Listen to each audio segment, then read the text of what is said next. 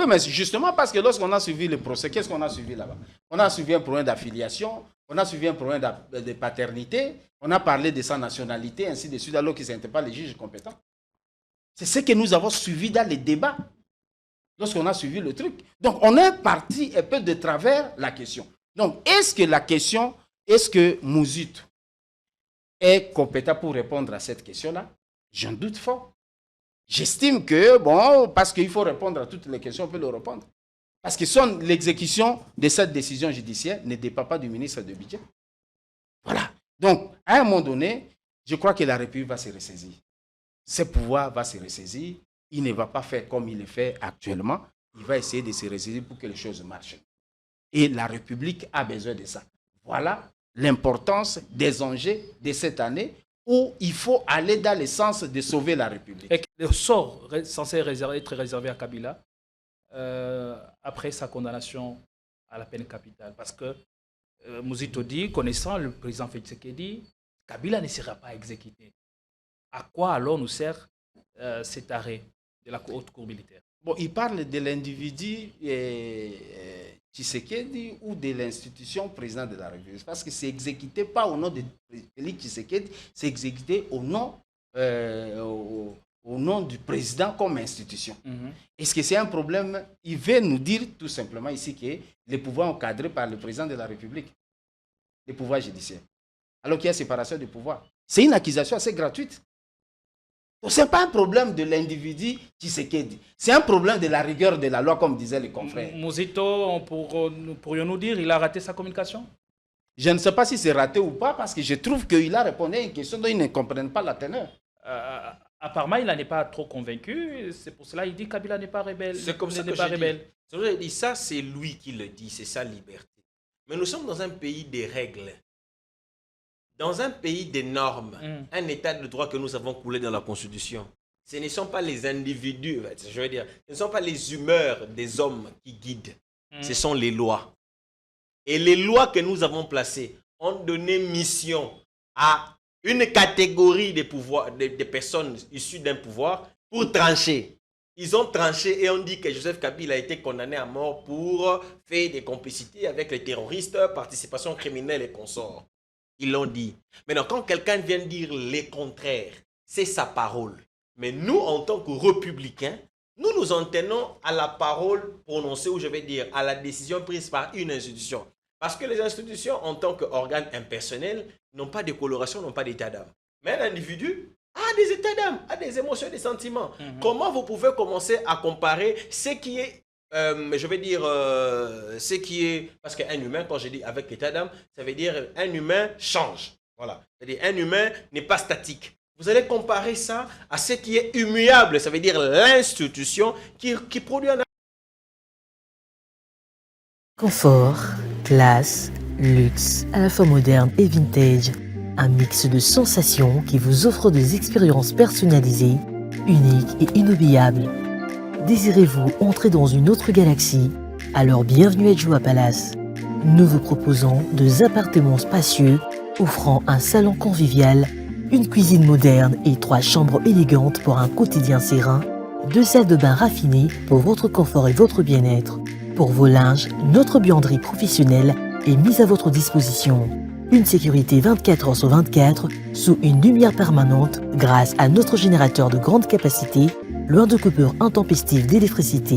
Joua Palace vous offre également la connexion Internet haut débit, un système de mobilité intégré grâce à notre charroi automobile de première classe.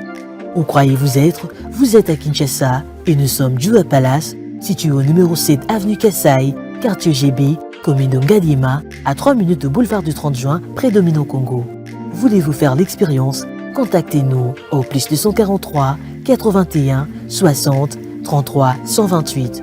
N'attendez plus, faites de Joua Palace votre nouveau chez vous.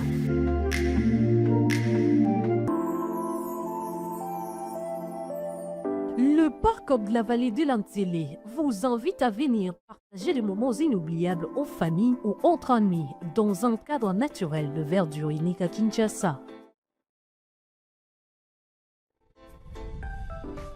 Notre safari vous permettra de vous sentir en vacances et de découvrir nos lions. crocodiles, antilopes, buffles, éléphants, hippopotames et bien d'autres animaux dans le milieu sauvage et naturel.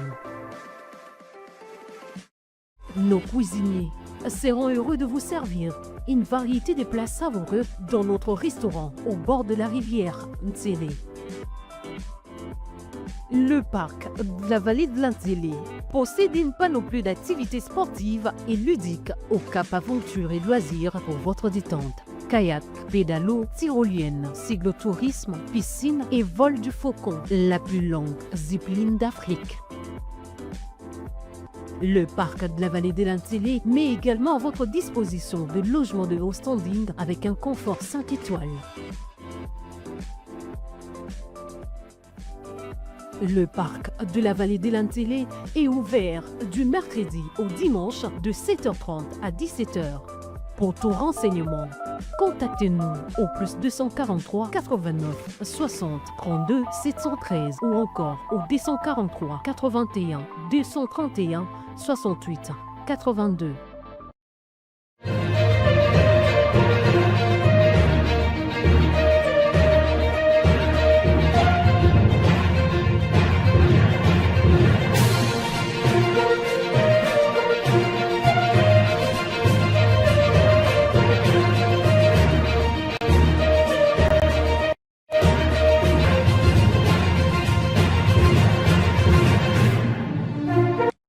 La parole est une arme et en République démocratique du Congo, certains semblent avoir décidé de dégoupiller la grenade. Et aujourd'hui, nous posons les questions qui fâchent, les cas Moïndo Zangui, et au-delà des réformes, c'est sa communication qui crispe et qui relance justement le débat. Au cours de cette émission, nous allons nous poser la bonne question, qu'est-ce qui, dans son verbe, provoque un tel agacement? Et puis, nous allons rentrer dans l'abîme du dérapage médiatique, des appels à la violence physique et sexuelle lancés en plein direct sur la chaîne nationale par un journaliste de la RTNC. Les médias publics, enfin, est-il en train de muer en une radio libre de 1000 collines? La très tristement célèbre entre le propos d'Yves Abdallah et les sorties clivantes du général Ekenge, y a-t-il un lien à établir? On y reviendra avec beaucoup plus de détails. Et puis, on parlera de l'année 2026. Nous vous l'avions dit que cette année sera celle de tous les enjeux, mais aussi de tous les dangers. Est-ce l'année du dialogue? Ce sera la principale question entre les lignes du ballet diplomatique de Luanda et le vœu du chef de l'État, Félix-Antoine Tshisekedi. La RDC cherchera-t-elle la paix par la parole ou par les compromis?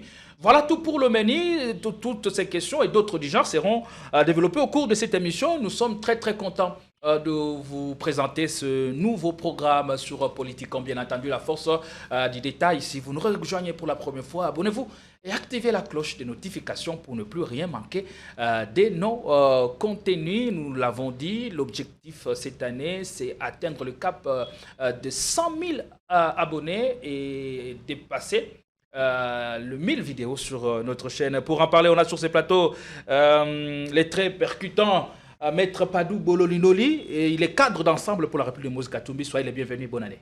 Merci, meilleurs vœux aux co-débatteurs. J'espère que le débat sera à la hauteur de ce que la République veut.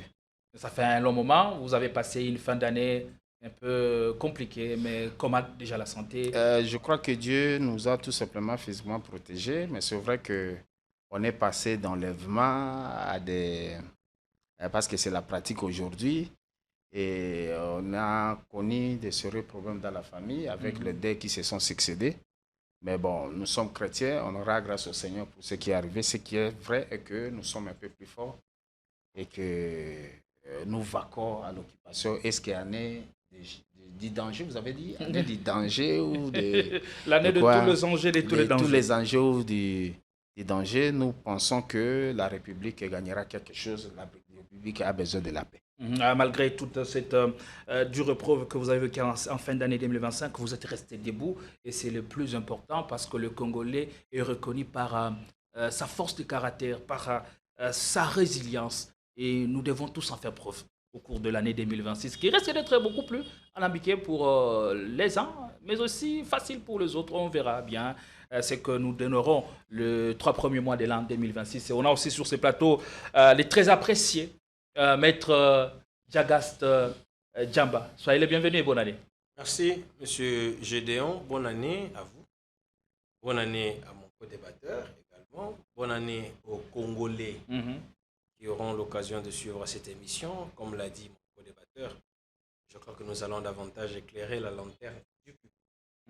C'est comme c'est une émission, comme vous l'avez dit, d'analyse. Nous allons ensemble analyser la situation autour des questions et thématiques au bénéfice du peuple. Oui, le peuple congolais aimerait comprendre et savoir, et c'est une question qui vous est posée. L'année 2026 commence plutôt sur des chapeaux de roue, avec la série d'arrestations qui continue, certains arrêtés, d'autres inquiétés. Les cas, par exemple, de notre jeune compatriote Nathaniel Onokomba, dont le lieu de sa détention n'est toujours pas connu, mais aussi un de nôtres, la confrérie l'oblige, Nonon Kourou, que vous connaissez certainement très bien, inquiété par des gens non autrement identifiés. Qu'est-ce qui se passe? Pourquoi toute cette tension en ces débuts d'année? Bon, je commence par le cas de mon autre compatriote Nono Kourou. Il a alerté. Il a dit qu'il avait raté un guet-apens, si on peut appeler ça comme ça, vers poids lourd. Des individus non autrement identifiés qui voulaient justement atteindre sa vie et qu'aujourd'hui serait en cavale. Bon, ce que moi je peux dire, je vais le redire, je l'avais déjà dit, j'appelle l'État à sécuriser. Vous savez, nous sommes dans un État où les bandits peuvent vouloir faire des choses ignobles pour faire porter la responsabilité à l'État. Quelqu'un n'aime pas Nonon Kourou, il dit voilà, je vais te faire. Et puis voilà, des bandits viennent, et puis voilà, et puis on l'enlève, et puis on l'amène, c'est connu. Parce qu'on veut faire porter ça à l'État congolais. Ça peut venir de l'opposition, ça peut venir des individus autrement non identifiés, mais mal intentionnés.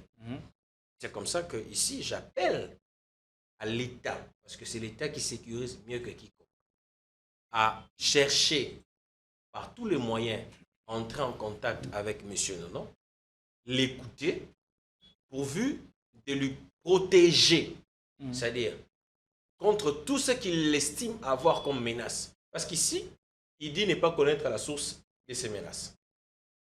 S'il était inquiété par les services de l'État, notamment les services de justice ou de sécurité, les procédures quant à ces faits existent. Ça veut dire, le code de procédure pénale réglemente tout ce qui est fait d'infraction. Comment est-ce qu'on s'y prend? Les méthodes, telles que lorsque on peut procéder à une invitation, on peut procéder à un mandat de comparution, on peut procéder à un mandat d'amener si évidemment la fuite de la personne est à craindre et qu'on ne sait pas vraiment le saisir. On peut le prendre manu militaire si le besoin d'urgence l'exige, comme la loi voudrait. Et si c'est un fugitif, ou je vais dire un auteur des faits d'infraction vraiment connu et qu'on ne sait pas par où l'atteindre, on peut lancer aussi des avis de recherche par exemple. Mais jusqu'à ce jour, je ne sais pas, peut-être que quelqu'un pourra me le dire, mais de mon point de vue, à mon niveau, je n'ai pas vu un tel acte de ce genre. Mais il a lancé l'alerte il n'y a pas plus de 48 heures sur sa page Facebook dénonçant le guet-apens qui lui aurait été tendu. Il a même parlé des hommes en uniforme qui ont quadrillé le bureau du travail. C'est comme ça que je dis. Je vous ai dit ici, ces individus, je ne sais pas les identifier. C'est qui, c'est quoi, je ne sais pas. Pour autant que les services de l'État ne lui ont rien adressé, je ne sais pas dire quels sont les services de l'État. Ces menaces viendraient d'où alors vous voyez, que je sache, Nonon Kourou n'est pas conflictuel. Si vous dites, ça peut être une stratégie montée par un groupe d'individus pour faire poise à l'État ou au gouvernement congolais. Est-ce que c'est une explication qui tient la route, c'est nouveau? Quand vous dites que Nonon Kourou n'est pas conflictuel, est-ce que pour être attaqué, on a besoin d'être conflictuel? Peut-être que ça dérange. Peut-être que ça ne dérange pas. Comment je peux l'affirmer pour autant que je ne connais pas la personne que ça dérange? S'il y aurait une personne qui ça dérangeait, la personne serait manifestée. Pour autant que je n'ai aucun indicateur que ça dérange X ou Y personne, comment je vais l'affirmer? Tout ce que j'essaie de vous dire ici, c'est que moi, j'appelle l'État, les services de sécurité, à sécuriser les compatriotes, qui alerte sur sa sécurité. Il est en train d'alerter. C'est pour ça que je dis, je ne sais pas identifier les personnes, pour autant que je n'ai vu aucun acte. Par exemple, si j'avais vu une invitation des services de l'État, j'aurais dit, écoutez, monsieur, non, ce sont les services de l'État qui vous invitent à les répondre pour une séance de travail. Il y a des choses qu'on voudra vous communiquer ou des informations qu'on voudra tirer de vous. Vous voyez, par exemple, parce qu'il y aurait un mandat, il y aurait peut-être un acte de l'État.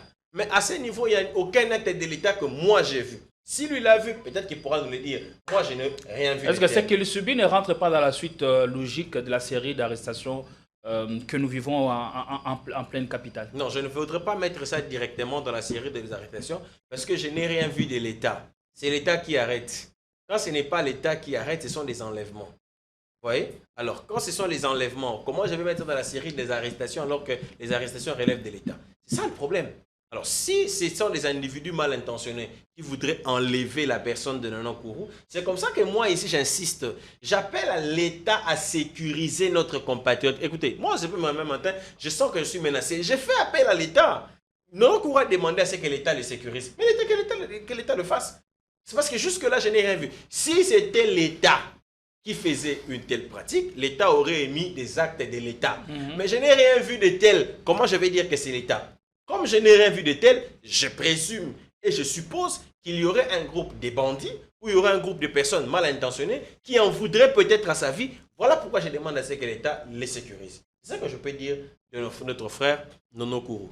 Il y a aussi Nathanaël Onokomba, justement, qui est porté disparu jusqu'à ce jour. Deuxième cas, c'est le cas de notre compatriote Nathanaël Onokomba. Écoutez, moi, je n'étais pas sur place. Je vous parle de ce qui m'a été rapporté par les personnes qui étaient sur place. Les personnes sur place disent qu'ils ne connaissent pas les personnes qui l'ont amené. Ces personnes ne se sont pas présentées avec leurs pièces d'identité, n'étant pas munies d'un seul mandat. Ce sont ces personnes-là qui disent, bon, est-ce que c'est vrai, est-ce que c'est faux? Je ne peux pas l'affirmer sur ce plateau parce que je n'étais pas là. Est-ce que c'est fait conformément aux lois de la République? Voilà ce que moi je sais. Ce que moi je sais, c'est que lorsque une personne a des inquiétudes ou bien pose des actes d'infraction, comme je vous l'ai dit, au besoin, on l'invite. Si on ne l'invite pas, on le convoque. Si l'urgence se présente et que sa fuite serait à craindre, comme j'ai dit, il y a un mandat d'amener qui est décerné, ou bien s'il n'a pas de domicile fixe, on ne connaît pas où l'avoir, il y a un avis de recherche qui est décerné. C'est ce que moi j'ai appris en procédure pénale. S'il y aurait des procédures spéciales pour arrêter les personnes en dehors de ce que prévoit le code de procédure pénale, si ça existerait, moi je n'en connais pas. Peut-être que ça existe, mais moi je ne connais pas ces procédures. Si ces procédures existent, ceux qui usent de ces procédures devraient prendre le soin de le mettre sur la place publique parce que le principe est que, constitutionnel d'ailleurs, est que nul n'est censé ignorer la loi. Or, on n'est pas censé ignorer une loi qui est publique. Si une loi n'est pas publique, la conséquence c'est qu'on est censé l'ignorer. C'est ça le principe. Donc je ne connais pas une procédure autre en dehors de ce que je vous ai énuméré ici. Si ça existerait, eh bien écoutez, ceux qui estiment que ça doit se passer comme ça devraient justement nous communiquer les éléments sur lesquels ils se fondent. Mais à mon niveau, je ne connais pas. Deuxièmement, j'ai vu, comme vous tous sur les réseaux, j'ai vu les gens parler d'un de ces anciens tweets. Oui, on a exhumé un de ses anciens tweets, et tout ça. Dans lesquels il a pris position à ce qui concerne la situation dans l'est du pays. Est-ce que c'est de ça dont il est question? Voilà, justement. J'ai vu comme vous sur les réseaux. Analysons la question froidement, sans état d'âme, sans émotion. Je pose une question. Est-ce que quelqu'un peut-il soutenir publiquement le Rwanda? Est-ce le cas? Non, c'est ce que j'ai dit. Permettez-moi de terminer mon idée. Est-ce le cas? Je sais déjà où vous voulez en venir. Est-ce que quelqu'un une personne peut soutenir publiquement le Rwanda dans le contexte de la RDC et rester à Kinshasa? C'est une question que je pose. quelqu'un peut vraiment soutenir le Rwanda publiquement, dans le contexte qui est le nôtre, et puis il reste à Kinshasa. Il ne fuit pas. Il soutient publiquement, il ne fuit pas. Est-ce que c'est du faisable? Parce que le tweet tel qu'est exhumé, ça date de mois de juin. Bon, quelqu'un il soutient le Rwanda publiquement, jusqu'à aujourd'hui, ça fait 7 mois. Mais il reste là, il n'a pas peur, il ne fuit pas. C'est une question qu'on doit se poser. Deuxièmement, que dit le tweet? J'ai vu, pour nous qui avons été un peu à l'école de littérature, nous savons que lorsqu'une personne écrit et que la personne mentionne une source en bas, ça veut dire qu'il dit que ses paroles sont puisées de sa source. Et dans ce que Nathanaël, j'ai vu, il a écrit, il a mentionné en bas accord de paix. Accord de paix. Et ça veut dire qu'il dit ce qu'il est en train de dire tire son fondement dans l'accord de paix. Maintenant, la question qu'il faut se poser, l'accord de paix dit ça ou non? C'est là la grande question. Si Est-ce que n'était-il pas dans l'interprétation de l'accord de paix? Je suis en train d'arriver. Il dit, le Rwanda n'a jamais agressé, tué, pillé. La question qu'il faudra se poser, est-ce que l'accord de paix, par exemple, est-ce que l'accord, comme vous le dites, est-ce que l'accord de paix, tel qu'est lu, comme lui l'a mentionné, cite le Rwanda comme un pays qui agresse la RDC? C'est là la première question. Est-ce que l'accord de paix dit que le Rwanda est en train de tuer, de massacrer à l'est du pays? Ça, c'est encore une deuxième question. La troisième question qu'il faut se poser, est-ce que l'accord de paix ne dédouane pas le Rwanda en ce qui concerne les mesures défensives? Si l'accord de paix dit ces choses et que Nathanaël, à son niveau, ne fait que relayer ce que l'accord de paix dit, si c'est cet élément-là qui fâche, alors les personnes qu'il faut interroger en ce moment, ce ne serait pas Nathanaël. Alors si c'est sur base de ce tweet qu'on l'arrête, tel est malfrat, pourquoi l'avoir laissé sur qu'il est à Kinshasa pendant plus de 4 mois pour l'arrêter maintenant? C'est comme ça que je suis en train de dire. J'ai dit, bon, voilà, sur la question de Nathanaël, il y a beaucoup de matière. Si, parce qu'on doit analyser ça froidement, sans état d'âme. Donc si il s'est fait que ce qu'il a dit trouve son fondement dans l'accord et que cet élément fâche, les personnes qu'il faut interpeller ne seraient donc pas Nathanaël. Ça serait justement les personnes qui sont allées négocier cet accord. Parce qu'il s'est fait que ce que Nathanaël dit se trouve dans l'accord. Mais si ce qu'il dit ne se trouve pas dans l'accord, il devra s'expliquer pourquoi il a dit ce qui ne se retrouve pas dans l'accord. Vous voyez, c'est ça là toute la question. Autre chose, je parle ici de ce que moi j'ai vu. Ça, c'est mon témoignage personnel. Pour avoir été dans des... comment je vais le dire? Pour avoir été co-panéliste dans des conférences avec Nathanaël, qui est de l'opposition, partager des plateaux avec lui, j'ai personnellement vu plus d'une fois Nathanaël s'attaquer au Rwanda. J'ai personnellement vu plus d'une fois Nathanaël s'attaquer frontalement au mouvement Sauvons le Congo. Je l'ai vu plus d'une fois, ce n'est pas une seule fois. Les vidéos existent d'ailleurs sur Internet. Même dans ses tweets, il y a des vidéos où il s'attaque au Rwanda frontalement. Il s'attaque au mouvement Sauvons le Congo frontalement. Devrais-je ici dire que c'était de la diversion? Il serait en contact avec l'ennemi, mais qui en même temps, il est en train de souffler le chaud et le froid. Devrais-je le dire? Je ne peux pas le dire ici. Je ne peux pas l'affirmer parce que ce que moi j'ai vu est contraire à ce que les tweets ou bien ce que certaines personnes voudraient lui reprocher. C'est ce que moi j'ai vu. Maintenant, les services de sécurité à leur niveau ont certainement des éléments que vous et moi n'avons pas. Il se peut que, pendant que vous êtes en train de vous attarder sur un tweet, quoi que ce soit, ce n'est pas sur base de cet élément que le service de sécurité l'ont appréhendé. Les services de sécurité l'auraient peut-être appréhendé sur X ou Y chose. Parce que les services, il faut le savoir, moindre soupçon, les services interpellent. Pas seulement pour mettre New Food traqué, mais pour connaître exactement l'essence de ce qu'ils ont comme information. On peut inviter quelqu'un pour connaître pourquoi tu as dit ça, ça, ça. Il y en a des cas, les gens. Paul Mukendi a été victime, enfin pas victime, il a connu ça, il a dit des choses, on l'a invité pour connaître l'essence de ce qu'il voulait dire. Je pense qu'il y a des choses au niveau des services de sécurité que nous ne connaissons pas, qui voudraient peut-être poser ou avoir comme information auprès de notre frère Nathanaël, qui voudraient les questionner. À ce niveau-là, je crois qu'il faut laisser les services de sécurité faire leur travail.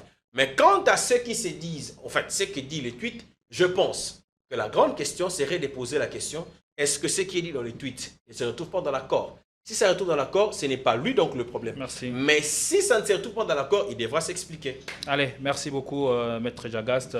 Maître Padou, vous avez le même temps d'antenne pour nous faire comprendre pour faire la lecture de la situation que nous vivons en pleine capitale. La tension monte d'un cran depuis quelques mois. Les opposants, certains en cavale, d'autres aux arrêts, et certains d'autres aussi en exil. Comment vous justifiez tout ceci?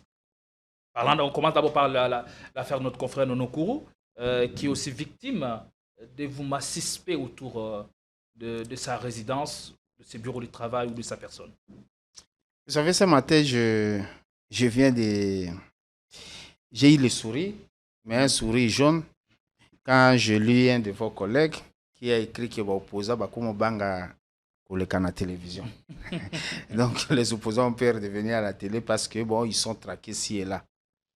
C'est avec regret que nous constatons le dérapage de la société congolaise par ses pouvoirs.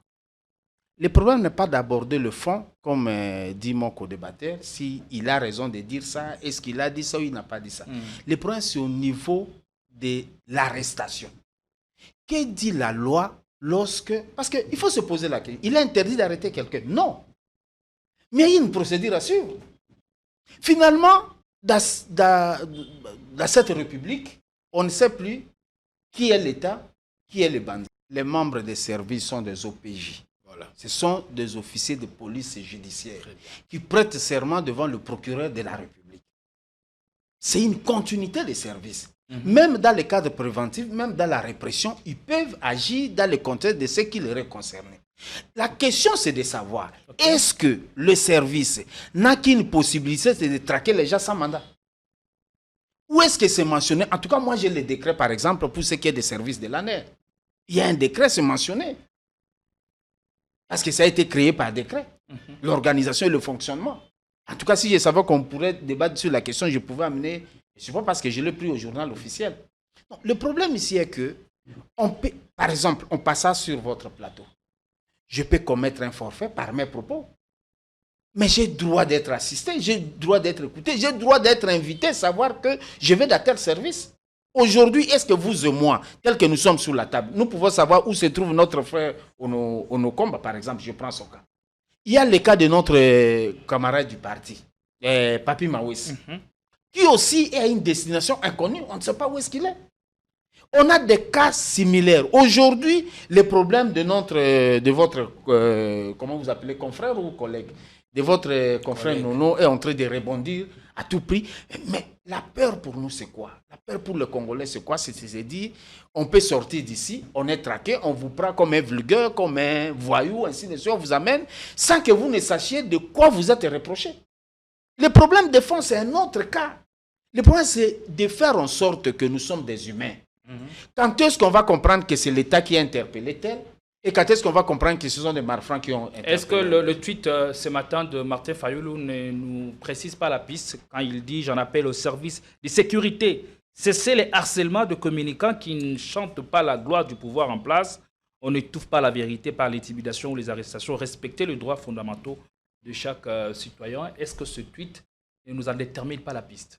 Oui, mais je crois qu'il parle du problème de Nono, en termes préventifs aussi.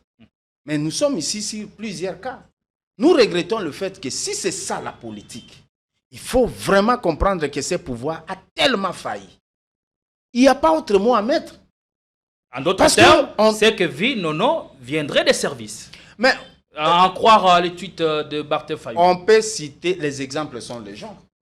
Il y a le secrétaire permanent du PPRD, par exemple, Chadari, qui aussi n'a pas été invité.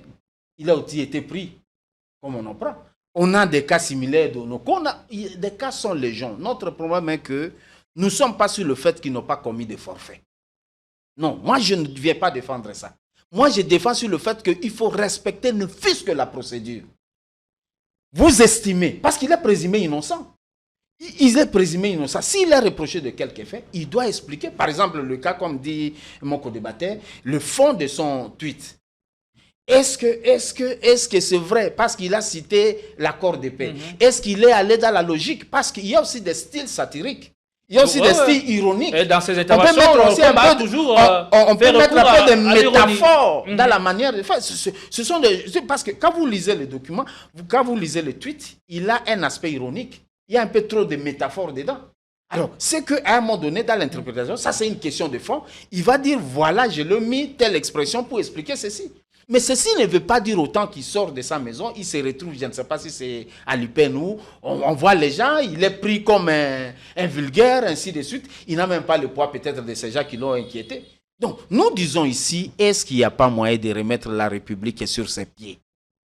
Remettre la République sur ses pieds, c'est accepter que lorsqu'il y a des faits, qu'on estime qu'un Congolais aurait trahi la loi de la République, on va l'inviter. Avec tout ceci, que reste-t-il alors de l'état de droit proclamé par Félix Tshisekedi? Non, ça n'existe pas, ça c'est dans les discours. C'est dans les discours. C'est seulement lorsqu'on n'est pas encore inquiété ou on est du pouvoir qu'on considère que c'est bien. Mais lorsque ça vous rattrape, vous êtes dedans. Aujourd'hui, nous avons besoin, même le président de la République peut être arrêté. C'est la loi qui le dit. Mais il y a une procédure pour ça. On vous dit pour le président de la République, il faut lever ses immunités, il faut que telle structure se réunisse, il faut que le président, près la cour constitutionnelle, interagisse, ainsi de suite. Donc il y a une procédure à suivre. Autant que, même lors de l'esclavage, mon frère, même l'esclave avait un peu de droits. On voyait les indigènes, en tout cas on a lu, les indigènes être respectés. Pourquoi entre nous Congolais, là où il y a des lois, là où on estime qu'on est dans un état de droit, on trouve des enlèvements? Ça s'explique comment? Alors, apparemment dans ces pays, on voudrait gérer les veaux et les moutons. Et non les humains. Si on ne vit pas l'état de droit, il y a lieu aussi de nous interroger sur la démocratie. Si ce que nous vivons, c'est la démocratie ou c'est la démocrature.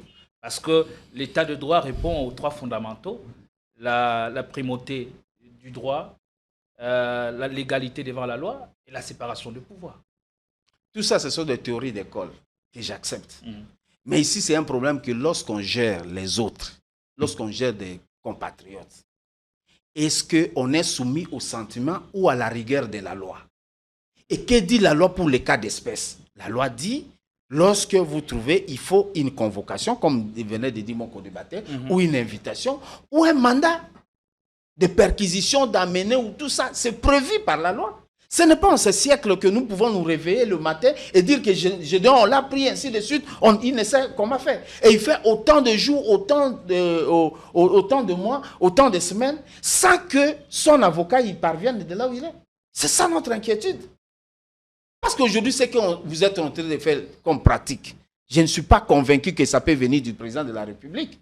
Mais alors, ceux qui le font rendent mauvais service au pouvoir, rendent mauvais service à ce régime.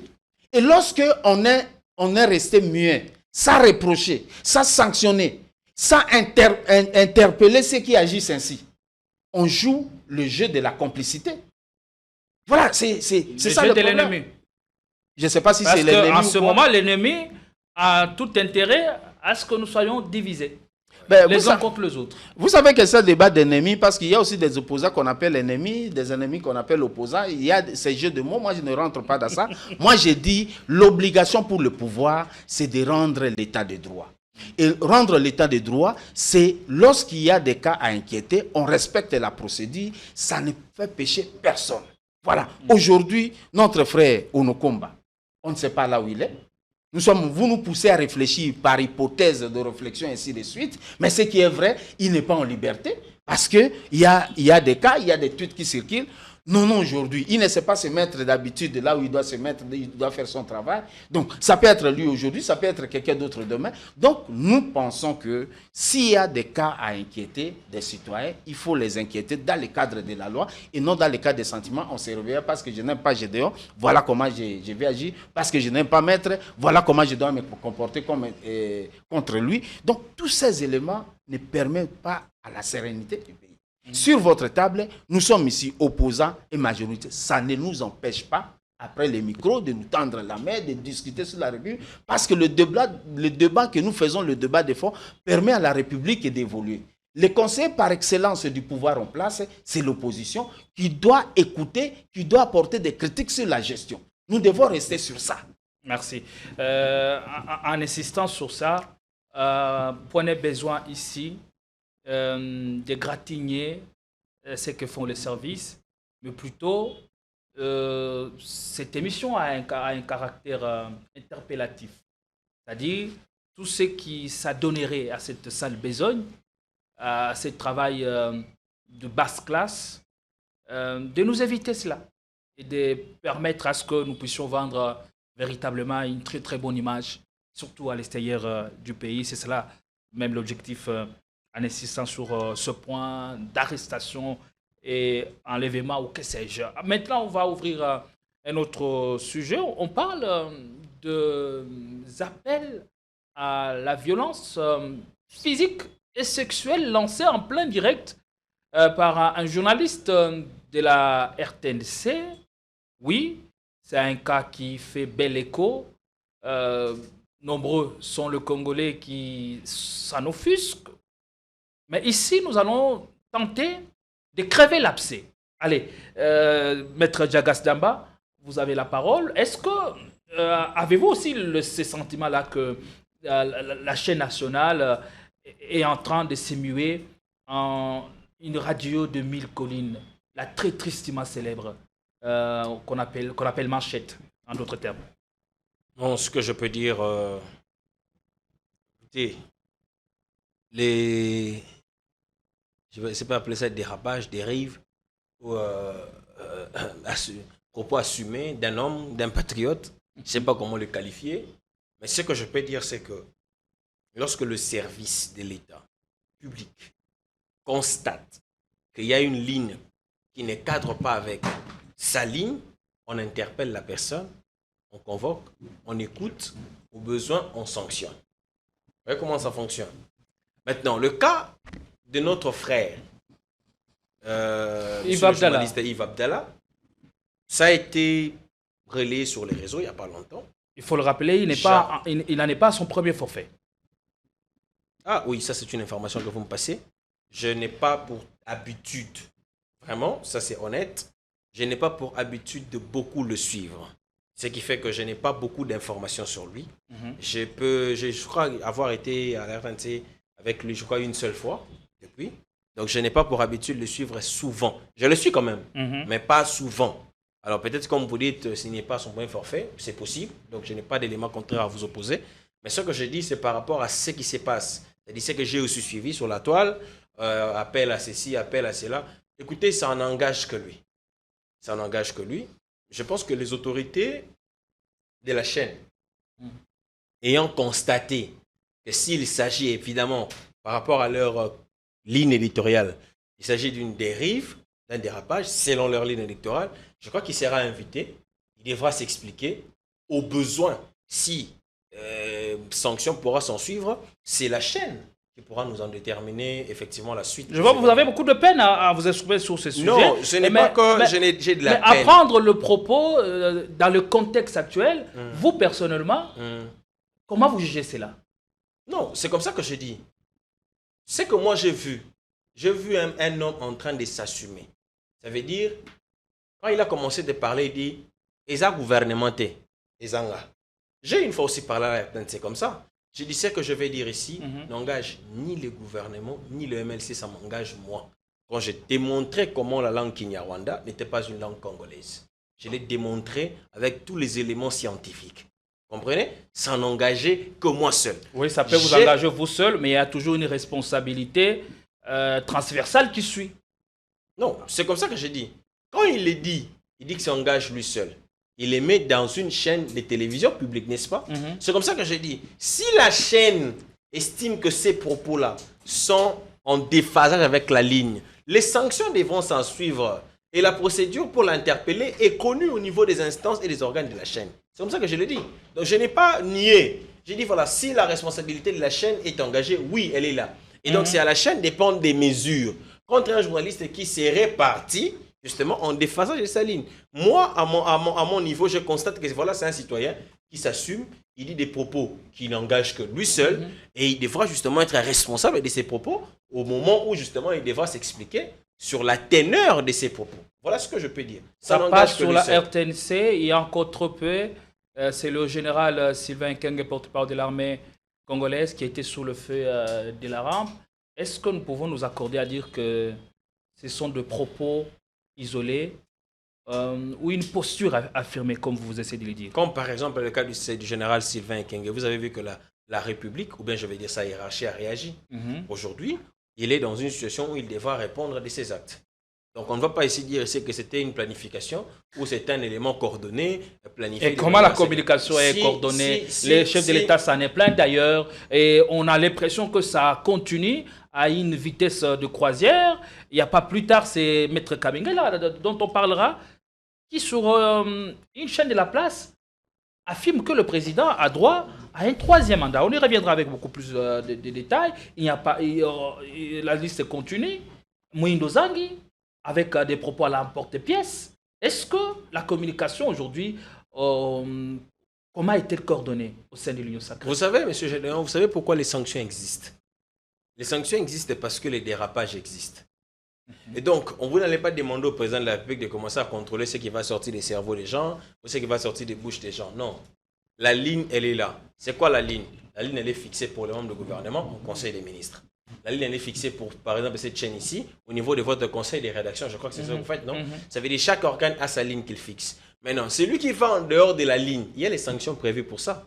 On ne va pas ici commencer à dire, voilà, tel a dit ça, tel a dit ça, tel a dit ça. Dis-moi dans un pays, sur un seul pays sur la terre où vous connaissez, on téléguide les pensées des gens ou on téléguide les bouches des gens. Non, on ne téléguide pas. Mais seulement, on y place des sanctions. Ça veut dire, si vous allez en dehors de la ligne, voici la sanction qui doit s'imposer. Le cas, justement, du général Sylvain Ekenge. Sa hiérarchie a estimé qu'il est allé en dehors de la ligne de communication. Écoutez, il en paye le prix. Donc ici, vous n'allez pas me dire que c'est élaboré comme tel par une structure. Non, parce que si c'était le cas, il ne serait pas dans les situations où il est aujourd'hui. S'il est dans les situations aujourd'hui, il est inquiété, ça veut dire que c'est une communication qui n'a engagé que sa personne et qui devra répondre justement de ce qu'il a émis comme propos au niveau de la chaîne nationale. Donc c'est très isolé. Il ne faudrait pas ici faire de ça une coordination, je vais dire, vous parlez encore de Moïndo Zangui, surtout que Moïndo Zangui dont vous parlez, ce n'était pas sur la chaîne nationale, ça n'a rien à voir avec la chaîne nationale, c'est une organisation privée qu'il a réussi, il a commencé à dire ce qu'il voulait dire, ce qu'il pensait. On connaît les médias où ce genre de propos sont souvent tenus. Mais attendez, vous avez parlé de la RTNC, ensuite vous avez parlé d'une chaîne, d'une média de la place qui est privée. Cette fois-ci, ce n'est pas l'État, c'est un média privé. Comme c'est un média privé, s'il y a responsabilité amputée, c'est à l'auteur de ces propos. Un média privé dans lequel un officiel passe. Ça change toute la nuance. Non, attendez. Le caractère officiel d'un intervenant n'influe en rien sur la qualité de l'organisation. L'organisation est privée. C'est lui qui est une personnalité officielle. Ce n'est pas l'organisation qui est officielle de l'État, non. Et donc, si lui, il émet des propos, ça n'engage que lui. Et l'organisation privée, s'il ne prend pas le courage de recadrer, de rééquilibrer, vous savez, ces devoirs-là, les devoirs de recadrer les débats, vous avez les devoirs c'est-à-dire quand il y a l'information, la désinformation, d'informer mieux, de casser la désinformation. C'est-à-dire c'est aussi ça votre rôle. Mais si cette organisation privée-là n'a pas pris les soins de recadrer les faits, ça veut dire que même l'organisation privée devra répondre de sa responsabilité. Chacun à son niveau devra répondre. C'est ce que je suis en train de dire. Je ne voudrais pas ici que des actes isolés, que l'on puisse dire que tous ces actes isolés supposent que voilà, c'est une coordination d'État. Je vous donne des cas pour terminer. Je crois qu'il me reste 1 minute. Vous parlez du général Sylvain Ekenge. Écoutez, on ne doit pas se voiler la face dans ce pays. Parce qu'il est interpellé aujourd'hui parce qu'il parle de Tutsi, n'est-ce pas? Non, il parle de perfidie. Il parle de Tutsi avec toile de fond, la guerre qu'il y a dans l'Est du pays. C'est comme j'ai dit, non? Il parle de perfidie. Il a dit perfidie. Analysons les faits froidement, sans état d'âme. Je vais vous dire ici que nos frères congolais Tutsi, eux-mêmes aussi ne favorisent pas un climat de cohésion. Je vous donne des cas. Vous avez vu Uvira tomber. Peut-être c'est Paul Kagame qui a fomenté ça, c'est possible, je ne sais pas. Mais vous avez vu des challenges sur les réseaux sociaux, ils sont les Tutsis qui chantaient à la gloire des terroristes. Uvira tombé, c'était la gloire. Vrai ou faux? Vrai. Mais quand les terroristes se retirent d'Uvira, pourquoi nous n'avons pas vu les Tutsis, nos frères? Supposons que ceux qui ont chanté Uvira tombé étaient des Tutsis rwandais. Pourquoi nous n'avons pas vu les Tutsis congolais cette fois-ci se réjouir parce que les rebelles sont partis? Pourquoi on ne l'a pas vu? Troisièmement, si les Tutsis qui sont nos frères congolais, si vous avez un problème avec votre pays, mais réglez ça avec les autorités de votre pays. Quel est l'intérêt d'aller chercher un pays étranger?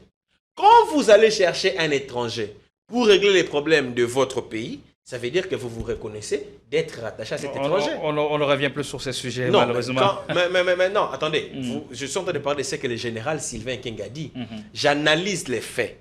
Je ne suis pas en train de faire de la stigmatisation. J'analyse comment est-ce que nos frères congolais, je dis bien congolais, ne favorisent pas, c'est-à-dire ne donnent pas les éléments, eux-mêmes ne facilitent pas cette cohésion. Parce que ce sont des faits qui sont établis. Je vous donne un cas pour terminer, parce que je ne vais pas tout dire. Je donne un cas pour terminer. Notre frère congolais, ancien vice-président de ces pays, Azarias Roubaix-Roy, ministre plus d'une fois.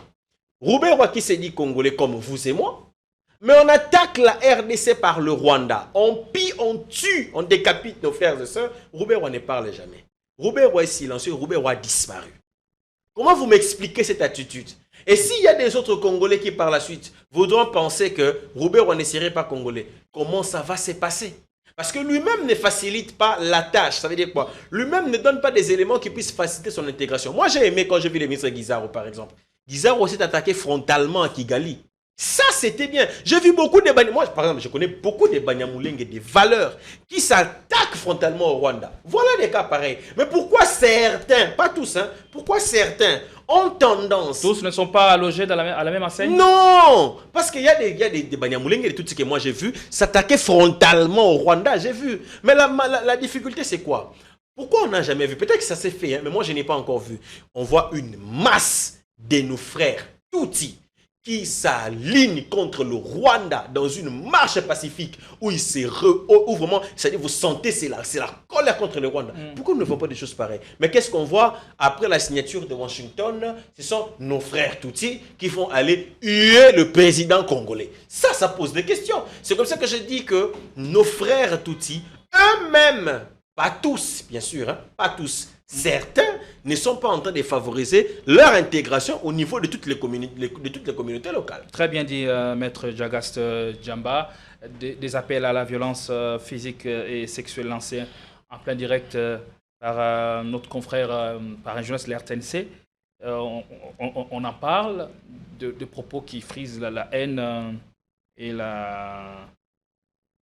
Je ne sais pas quel autre mot placer. Notre public. Voilà. Vous avez de l'éthique, vous avez même du mal à parler, j'ai de la nausée.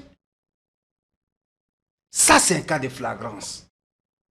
La loi, il y a clameur publique. Ça, c'est un cas de flagrance. Ça n'a pas besoin d'être sanctionné. Le monsieur qui a prononcé cette phrase-là, c'est un agent de l'État. C'est un agent, il n'est pas libéral comme vous dans votre chaîne. C'est un agent de l'État qui est soumis à l'éthique, à une déontologie dans la manière de se comporter. Je me dis, même le régisseur doit être responsable. Il doit répondre. Parce qu'on pouvait couper le direct. On pouvait intervenir. Il me semble que dans la logique des chaînes, surtout la RTNC, le patron, je ne sais pas si je suis en train de bien dire les choses, le patron de l'émission, c'est le réalisateur. Comment le réalisateur pouvait laisser passer des idioties pareilles? Des incongruités. En tout cas, pour moi, c'est une idiotie. Parce que s'il n'est pas normal, si, je me mets à l'hypothèse, si ou comme on estime que, qui sait, il s'agissait de Nanga, a commis le faux, en quoi son enfant est concerné? En quoi sa femme est concernée?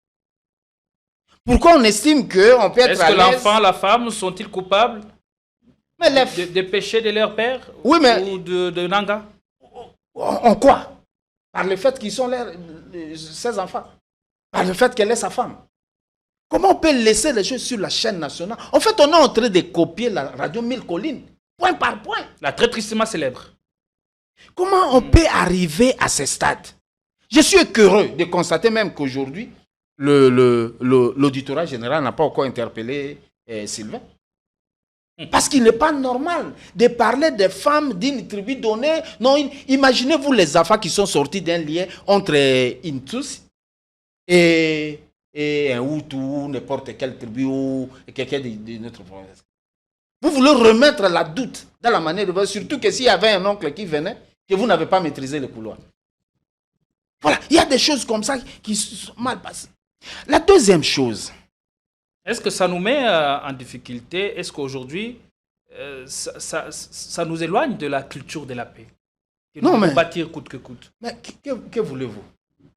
Quelqu'un qui est de la Grande Orientale, je donne un exemple, qui est de la Grande Orientale, qui estime que les affaires de Nanga de la Grande Orientale aussi, ça c'est frère.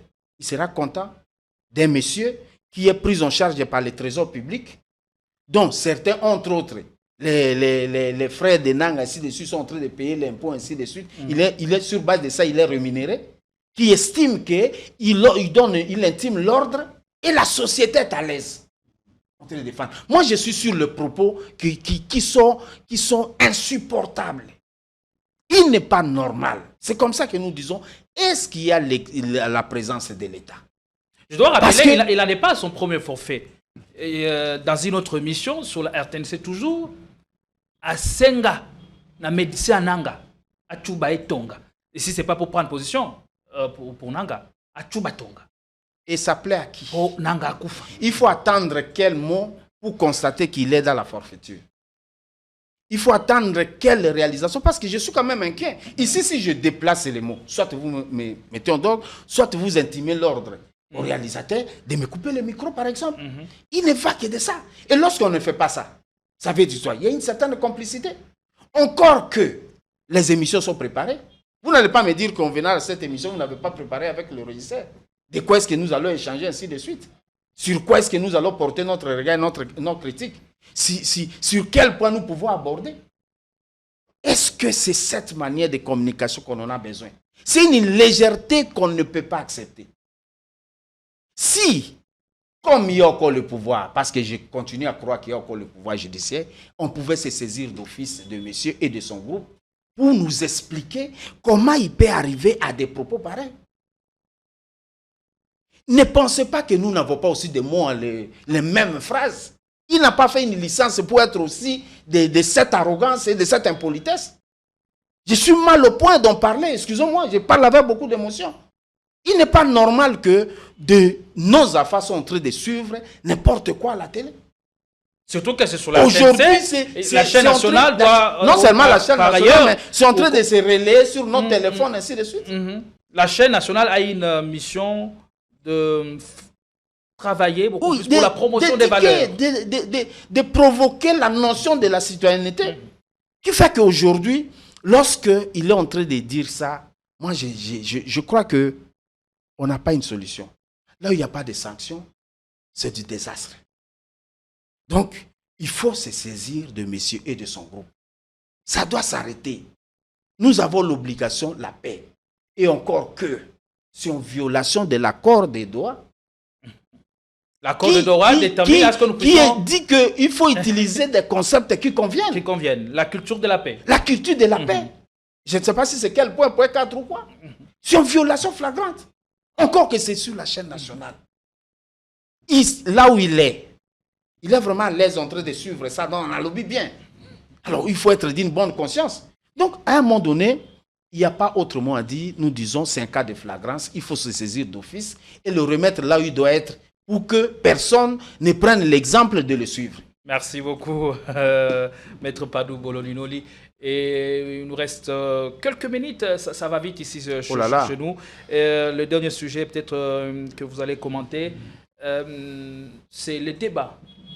Le débat qui refait surface après le passage de Maître Kabengela, Jean-Marie, sur une chaîne de la place, où il a fait un peu ça rire que le chef de l'État a véritablement droit à un 3e mandat.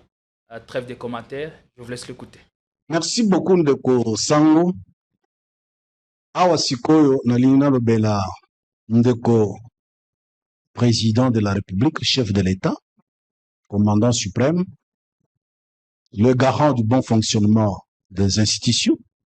Lokola bandeko balingi kaka dialogue ekeye moko mokonzi mboka azali koloba pe kozongela que le salut du peuple et la loi suprême. Po bandeko na biso ya Est, bazwa kimia. Balingi dialogue, bakatoli balobi dialogue, opposition dialogue. akoki kondima dialogue mais oyo bazali kosenga dialogue bazala conséquent. C'est-à-dire soki dialogue esalemi tant que mokonzi ya mboka asilisi mandat na ye te, soki tozongeli cycle électoral mosusu moto te ayebisa ye non, tu veux changer la constitution, tu as tenu le dialogue pour te représenter. Le chef de l'État, même s'il lui restait un jour avant la fin de son mandat, il a droit de se représenter. Déjà, il a le droit. Pourquoi? AFC M23, le chef de l'État a été élu au suffrage universel direct. Il est le chef de l'État de l'ensemble du territoire national et du peuple habitant cet ensemble du territoire national. Dès lors que par le mouvement AFC M23, Ekisi Mokonzi ya Mboka, Azala Mokonzi ya Mboka na Nord Kivu, na Sud Kivu, déjà son mandat n'est pas plein. Il faut bapesa ndingisa ya kozala pleinement président de la République sur l'ensemble du territoire. Donc, dès lors qu'il n'a pas exercé son deuxième mandat complètement sur l'ensemble du territoire national, il a droit de se représenter. De retour sur ce plateau pour les derniers décryptages sur ce sujet après le passage de notre compatriote, le député honoraire Jean-Marie Kabengela sur Bosolo, de notre confrère Sango Mokonzi, Israël Mtombo.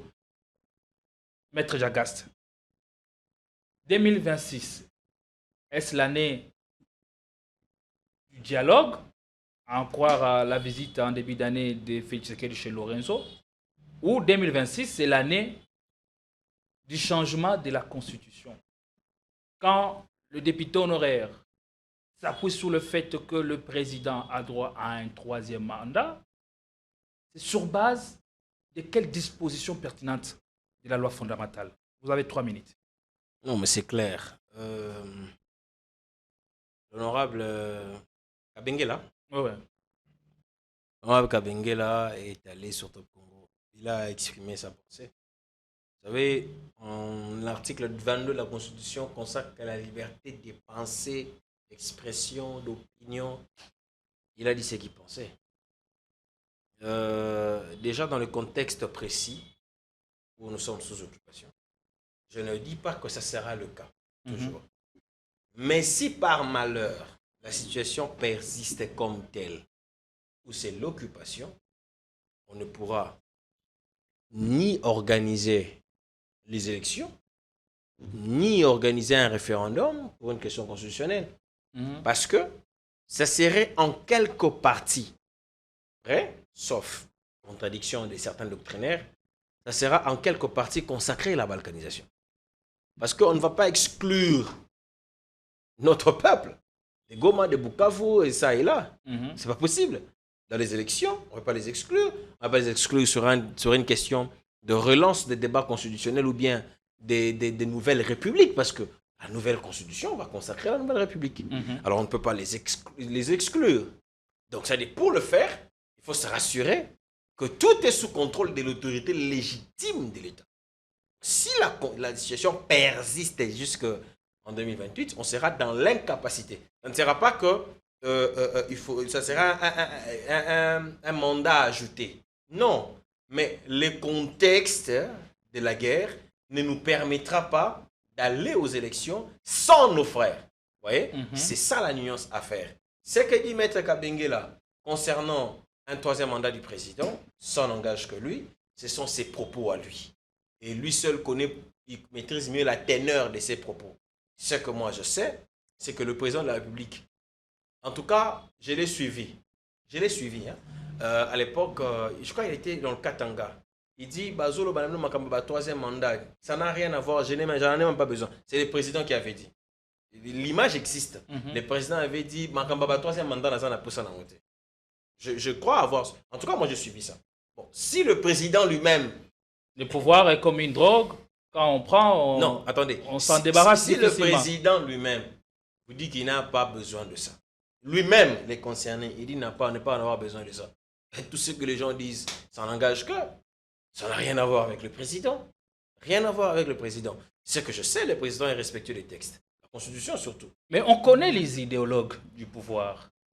Et quelque chose du genre tel que nous présenter, ce n'est pas fait de manière aléatoire. On sait dans quel laboratoire ça se travaille avant la diffusion. On dit la solution ou le schéma pour sortir de l'auberge, si ce serait les dialogues, et même en cas de dialogue, comme c'est le cas, ou comme c'est demandé par tous les partis, le président restera en exercice au-delà de 2028. Est-ce qu'il y a-t-il une part de vérité dans ce que le député honoraire Kabengela a essayé de dire? Vous m'amenez dans une forme de coutume constitutionnelle de la RDC. C'est-à-dire quoi? Nous avons, nous, malheureusement, érigé, pas malheureusement, nous avons, nous, érigé le dialogue en coutume constitutionnelle en RDC. Ça veut dire, lorsque ça ne va pas bien, nous allons vers les dialogues, les négociations. C'est notre coutume, en fait. Et ça s'appelle, en droit constitutionnel, les mécanismes extra-juridiques des résolutions des conflits politiques. C'est ça la dénomination technique.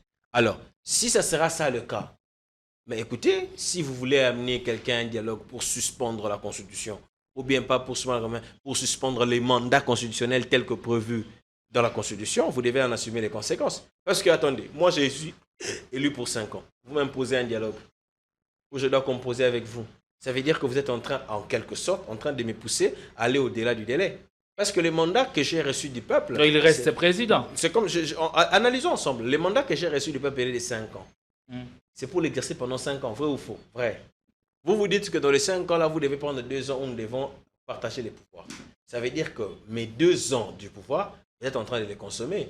Pas du tout, il reste président. Par déduction logique. Comme d'ailleurs il est fait avec l'Union sacrée, où on a Bemba et tous les autres figures de proue. Non, non, regardez. Les mandats, il est de 5 ans, je répète. Il est de 5 ans.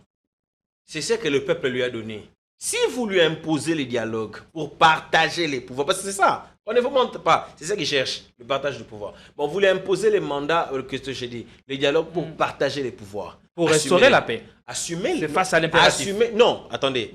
Quand le peuple a donné au président Félix les mandats de 5 ans, c'était pour que lui seul règle nos problèmes. Ce n'était pas pour qu'il soit accompagné des gens qui viennent d'autres camps pour partager les pouvoirs. Non, non, non, non. Si le mandat... Mais il est responsable constitutionnellement parlant de ce qui nous arrive. Et s'il faut qu'il compose avec les autres, où est le mal, je dois finir mon idée. Le président de la République n'a jamais nié. Il a dit lui-même, vous avez suivi, dit, tant que je n'aurai pas fini la guerre, je vais considérer que mon mandat, je l'échoue. C'est le président, non? Bon, quel est le jour où le président a dit je renonce à mes fonctions, ou je renonce à mes ambitions, ou je renonce à ma mission? Vous avez tous suivi ça quel jour? Donc jusqu'à ce jour, il tient à sa promesse. Et pourquoi? Voilà pourquoi tous les jours, il est dans tous les lobbying nécessaires et possibles pour finir la guerre. C'est ce qu'il est en train de faire. Maintenant, si vous lui imposez, vous dites que non, on ne va pas continuer comme ça, nous devons partager les pouvoirs, assumer les conséquences. Vous allez partager un pouvoir de 5 ans, vous allez prendre combien d'années? Si vous lui amputez les années, soyez conséquent. La déduction logique voudrait que c'est que vous lui amputez, que vous le lui restituez d'une manière ou d'une autre. Est-ce que vous êtes prêt à accepter que vous allez lui restituer les 2 ou 3 ans que vous allez lui prendre? C'est aussi ça la grande question. C'est ça la rationalité. Si vous n'êtes pas prêt à accepter, à lui restituer les années que vous allez lui prendre, laissez-le finir son mandat et vous allez apporter votre programme gouvernemental après lui. Parce qu'il est là pour un mandat. Et ces mandats-là ne viennent pas de vous, les politiciens. Les mandats-là, ils viennent du peuple. Si vous voulez le lui amputer, alors soyez conséquents. Est-ce qu'il y a-t-il des conséquences directes s'il y a dialogue maintenant avec la situation que nous vivons dans l'Est du pays? Est-ce qu'il n'y a-t-il pas une part de vérité dans ce que dit l'honorable Kabengela? Et que ce soit Maître Kabengela, que ce soit mon co-débatteur, Maître Diagas, que ce soit le journaliste qui a posé la question, ils ont du mal à expliquer leur idée. Je voudrais rappeler à mon co-débatteur qu'on ne vous a pas imposé le dialogue. Non, non. Ça s'impose de soi. Rentrons dans le contexte des élections. Quel a été le message? c'est d'en finir avec la guerre. Rélisez l'article 74 de la Constitution, qui donne l'obligation au président de la République, je parle de l'institution, je ne suis pas sur les individus, qui donne l'obligation de maintenir l'intégrité territoriale. Ça veut dire quoi? Ça dit qu'il faut remettre la paix là où il n'y a pas la paix. Qu'est-ce que le président de la République ne nous a pas promis? Est-ce qu'il a réussi à faire ça? Pendant que nous discutons, lorsqu'ils font des voyages, ils sont à Doha. Qui leur avait appelé d'aller là-bas? C'est l'opposition. N'est-ce pas? Ils sont là-bas, ils ont signé même des accords. Alors de quoi est-ce qu'on parle? L'honorable Kabengela, maître Kabengela, il a du mal à donner une seule disposition. Parce qu'il s'agit d'un avocat qui parle. Une seule disposition qui le pousse à aller dans ces raisonnements. C'est un échec de ses pouvoirs. Dialogue ou pas dialogue, en 2028, ça s'arrête. On doit aller aux élections. C'est aujourd'hui qu'on reconnaît qu'on ne peut pas écarter une partie, mais les gens de Massy n'ont jamais fait les élections. Jusqu'à ce jour, on a reconduit les députés élus en 2000. Et vous trouvez que ces gens, il faut les écarter? Pourquoi vous trouvez de la justification pour eux et pas pour d'autres? Aujourd'hui, nous avons démontré à suffisance. Ce n'est pas un secret. Ils sont passés aux aveux. Zangui, qui est membre du gouvernement, je parle des membres du gouvernement, qui a le devoir de retenue, est sorti nous dire des choses. Que si ce n'était pas les États-Unis, Kalemi allait déjà te... Ce sont ses propos, ce ne sont pas les miens. Jagas dit que ça n'engage que Mouindo Zangui. Mais qu'est-ce qui n'engage pas qui? Mais c'est encore aussi. Vous voulez dire qu'il n'a pas eu l'autorisation du Premier ministre pour aller à l'émission? Parce que même son pouvoir, c'est un pouvoir de délégation. Comme ministre, chef de département. On lui donne un département qui est à tous les départements du Premier ministre, qui est le chef du gouvernement. Parce que le chef du gouvernement ne peut pas tout faire. On dit, soyez, il est à l'agriculture. Il n'est même pas porte-parole adjoint du gouvernement. Pour comprendre, ça dit qu'il a reçu l'autorisation d'y aller. S'il n'a pas reçu l'autorisation, acceptez que nous disions qu'il y a un désordre dedans. Donc aujourd'hui, rien n'explique qu'il y aura un troisième mandat. Il n'y en aura pas. Ça, c'est un premier. Un deuxième élément, les débats de fond est que est-ce qu'il n'est pas interdit de toucher à la Constitution? Oui, il n'est pas. En fait, non, il n'est pas interdit. Il est permis de toucher à la Constitution. Mais la loi nous dit quand est-ce qu'on peut toucher? Et qu'est-ce qu'on peut toucher? La loi vous dit, par exemple, dans une situation de guerre, c'est vrai qu'on n'a jamais déclaré la guerre, dans une situation de, comment on appelle ça? État de siège, on ne peut pas. Guerre. Donc, le débat est fort clos à ce stade. Nous pensons qu'il y a des urgences. L'urgence actuellement, c'est comme vous dites, l'année de tous les enjeux. Le pouvoir en place doit nous dire est-ce qu'il est encore capable de gérer la République ou il n'est pas capable. Le pouvoir en place doit faire un effort de maintenir l'intégrité territoriale de la République en se comportant comme tel, parce que depuis qu'ils nous ont promis qu'il y aura, comment on dit, la réaction, lorsqu'on a Igoma, il y a un terme là, réplique vigoureuse. Ah. Il y aura une réplique vigoureuse. Nous y attendons. La riposte vigoureuse. Excusez-moi, merci beaucoup. Merci, confrère. La riposte vigoureuse. On entend jusqu'aujourd'hui. Donc, à un moment donné, nous sommes dans un jeu de mots. C'est comme ça que nous disons, excusez-moi de rentrer dessus, ça rentre dans la bêtise qu'on a suivie sur la RTNC. Il faut à tout prix frapper. Donc, aujourd'hui, l'État doit se ressaisir. Et j'ai fini par là, parce que bon, le monsieur est tellement... À un moment donné, on s'est dit, mais ça va vite. C'est ça, politique.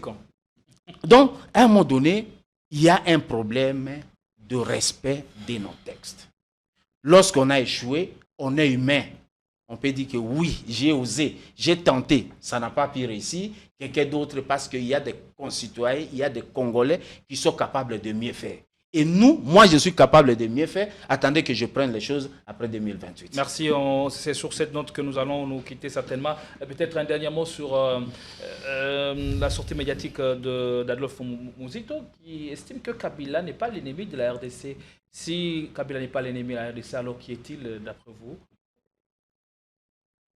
Écoutez, dans le contexte congolais actuel, Joseph Kabila a été condamné pour faire des complicités avec les terroristes.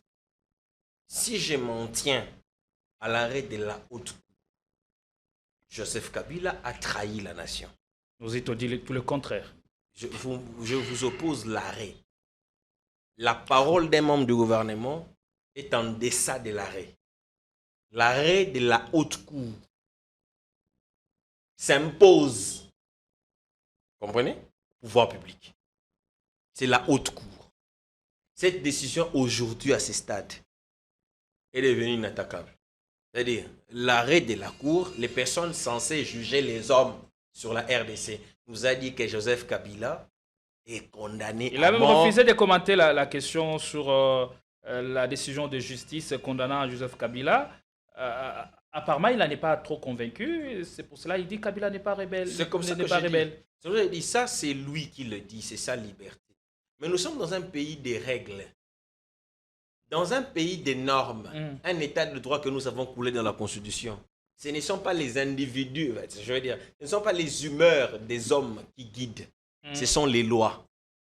Et les lois que nous avons placées ont donné mission à une catégorie de personnes issues d'un pouvoir pour trancher. Ils ont tranché et ont dit que Joseph Kabila a été condamné à mort pour faire des complicités avec les terroristes, participation criminelle et consorts. Ils l'ont dit. Maintenant, quand quelqu'un vient dire les contraires, c'est sa parole. Mais nous, en tant que républicains, nous nous en tenons à la parole prononcée, ou je vais dire, à la décision prise par une institution. Parce que les institutions, en tant qu'organes impersonnels, n'ont pas de coloration, n'ont pas d'état d'âme. Mais un individu a des états d'âme, a des émotions, des sentiments. Comment vous pouvez commencer à comparer ce qui est, je vais dire, ce qui est... Parce qu'un humain, quand je dis avec l'état d'âme, ça veut dire un humain change. Voilà. C'est-à-dire un humain n'est pas statique. Vous allez comparer ça à ce qui est immuable, ça veut dire l'institution qui produit un arrêt. Parce que, écoutez, on ne va pas insulter nos magistrats. Un arrêt de la cour est un arrêt pas conçu par un seul homme. C'est une composition. Et cette composition-là, ça veut dire que c'est des intelligences réunies pour produire un arrêt. Si on peut discuter scientifiquement sur cette décision, il n'y a pas de problème. Mais cet arrêt a été dénoncé par les débats n'est pas les ONG les débats, de droits humains à travers le monde. Les débats... et bien même certains chefs d'État africains et même européens. Est-ce que cet accord garde encore toute sa valeur? Écoutez, les débats sur un arrêt est possible. Parce que c'est les débats des juristes, c'est les débats des politiciens, c'est les débats des humains. Mais nous nous en tenons à la force de la loi. Nous avons dit dans notre constitution, c'est ça le problème avec nous parfois. Écoutez, nous en 2006-2007, MLC, nous avons dit que Kabila n'avait pas gagné. Ça c'est clair, il n'y a pas de débat. Et nous avions des éléments. Mais pour autant que la Cour suprême de l'époque avait dit que Kabila avait gagné et avait produit un arrêt, papa, en tant que républicain, on pouvait faire les débats des juristes à côté, mais nous nous sommes tenus à ce que l'arrêt a produit. C'était Kabila, non? Pourquoi Kabila, quand lui, la même cour lui proclame vainqueur, il y croit? Mais quand c'est la haute cour censée juger des questions avec des implications militaires, parce que la haute cour, c'est la cour suprême des institutions militaires. Maintenant, comment c'est quand c'est la haute cour qui maintenant, avec des éléments de preuve, parce que lisez l'arrêt, l'arrêt a été motivé.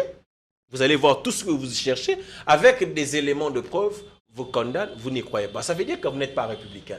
Et moi, à mon niveau personnel, en tant que républicain, je m'aligne et je m'incline aux institutions de la République. Je peux avoir mes opinions personnelles. Je peux avoir mes pensées contraires. Mais c'est que les institutions, à moins que ça soit manifestement contraire à la loi. Parce que l'article 28, je crois, de la Constitution a dit que nous ne pouvons pas nous soumettre aux ordres qui sont manifestement contraires à la loi. Mais pour autant que ce n'est pas manifestement contraire à la loi, je n'ai pas l'obligation de m'en révolter. Et donc, je suis, en tant que républicain, dans l'obligation de m'y plier parce que c'est ce que nous avons placé dans notre Constitution, qui est justement l'émanation de nos pensées. Ça veut dire, la Constitution, c'est quoi? C'est ce que toi, tu as pensé, c'est que Maître a pensé, c'est que nos frères ont pensé. Le Congolais ont dit, voici comment nous allons marcher. Qui suis-je, moi, pour venir remettre en cause ce que les Congolais ont couché dans une Constitution? Ça serait quand même malhonnête. Quel est le message que voudrait transmettre Adolphe Muzito, surtout sur une chaîne internationale? Ah, le nouveau porte-parole du gouvernement ou du pouvoir. Il a amené un nouveau rôle. Mais c'est un nouveau communicateur. Il n'a pas parlé du budget. En fait, je voudrais dire non, il a ici parlé que du budget. Il a parlé du budget. la séquence. Il a parlé du budget. On en est à 22 milliards de dollars, dont 13 en ressources propres et 9 de sources. Vous m'avez financement posé extérieur. la question sur un point donné. Il n'a pas parlé du budget sur ce point-là. Voilà. C'est ça ma préoccupation. Il n'a pas parlé du budget sur ce point-là. Il a dit Kabila n'est pas l'ennemi de la République. C'est ça, non? Qui est-il alors? Quel est le message qu'il voudrait Non, mais transmettre? est-ce qu'un condamné, c'est un ennemi de la République? Quelqu'un qui est condamné dans les circonstances où je ne rentre pas dans les débats parce que c'est débattable. Cet arrêt est débattable. On peut nous refuser de le dire à haute voix L'arrêt est ici. discutable. Et il est discutable. Mais c'est à sens unique. Dites-moi, est-ce qu'il y avait des éléments accusatoires? Jagas dit Non. peu Ça dit, importe, il on faut peut s'y plier. retenir. Non, J'ai un dit instant. que l'arrêt est motivé. Un instant. L'arrêt L'arrêt peut être motivé par le fait que c'est une condamnation par défaut. Il n'a pas comparé. Parce qu'il ne peut pas être représenté par ses avocats vu la teneur de l'infraction. C'est ça. C'est discutable, c'est débattable, mais bon, quand vous sentez déjà que le pouvoir refuse à ce que vous commentez un arrêt, ça devient très dangereux. Donc nous nous soumettons à cette décision. Nous disons tout simplement ceci. Il n'est pas justement ennemi de la République. Si on tient à la loi, il est condamné par la haute cour militaire. Voilà. Ça ne veut pas dire qu'il est ennemi. Mais peut-être qu'il doit exercer ses voies de recours, ainsi de suite.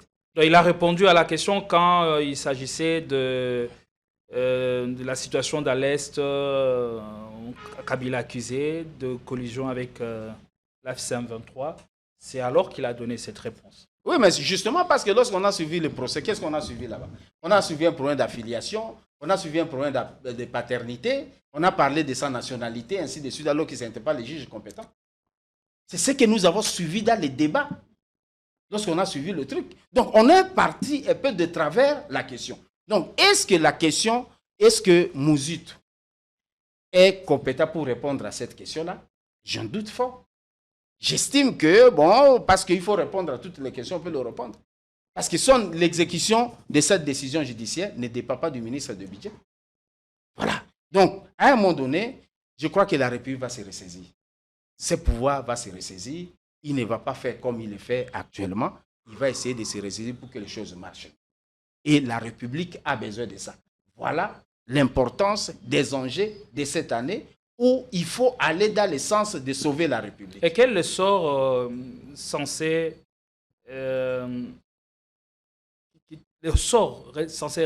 réservé à Kabila après sa condamnation à la peine capitale? Parce que Mouzito dit, connaissant le président Félix Tshisekedi, Kabila ne sera pas exécuté.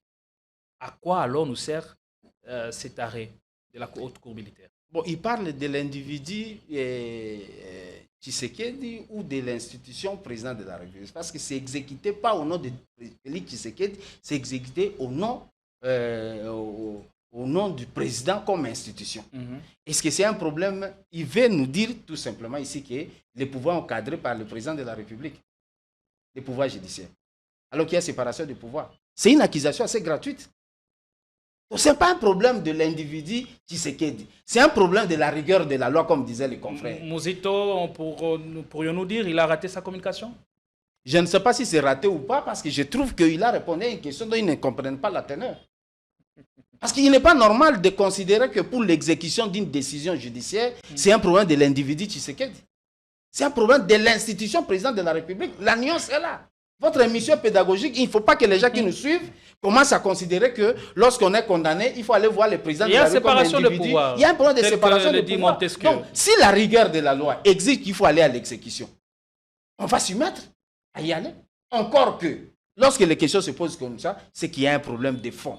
Il y a un problème de l'intérieur qui est en train de jouer. Suivez mon regard. Très bien, on est arrivé à la fin. Merci, Maître Padou Boloninoli, membre cadre d'Ensemble pour la République de Moïse Katumbi, qui est toujours borderline. On ne sait pas, peut-être cette année, peut-être il va se réveiller et faire quelques actions. Ce sont des termes qui ne permettent pas que la cohésion soit là. Vous trouvez normal de qualifier un responsable de borderline, responsable d'une organisation politique où il y a des vertébrés comme nous? responsable mais de ça sa se laisse famille. constater. Non. Depuis un certain moment, Non, Moïse ben, Katumbe, il nous dit à un moment donné, pas de mots, pas d'interview. Très bien, je suis d'accord avec vous. Mais est-ce que je suis ici comme le représentant de Moïse Katumbe ou le représentant de l'Assemblée pour la République? Merci beaucoup. Maître Djagast Djaba, cadre de MLC de Jean-Pierre Bemba Gombo, merci d'être sur ce plateau, d'avoir répondu à notre invitation pour ce premier avec vous en cette année 2026. Mes voeux le meilleur pour 2006 ainsi qu'à toute votre famille. Merci aussi à vous et à toute l'équipe qui nous a permis d'arriver chez vous. Nous vous disons merci de votre sympathique attention que vous avez accordée à cette émission. Je vous fixe rendez-vous un peu plus prochainement avec la même dose de plaisir retrouvée dès demain. Joursar Mikinda à l'antenne. Bon début de semaine à toutes et à tous.